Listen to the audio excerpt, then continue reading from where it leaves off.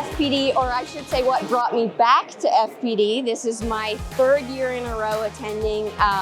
First and foremost is the people and connections that I get to make at this conference within my specialty subdiscipline of planning, and then also just getting to hear the new and cutting edge things that everyone at the private sector, but also at the federal agencies that attend this, are doing in planning so that we can learn from each other.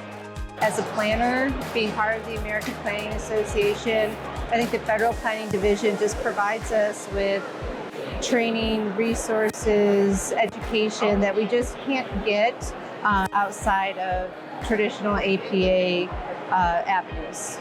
HCR did it this year like we do it every year, and we continue to sponsor because it's important. It's a collaborative effort. Critical part of the federal planning, division and the program is, engagement with the consultants, the partners that help execute all the work. And this is a way we get to give back and help to grow and make sure we're synchronizing with what everybody wants to accomplish.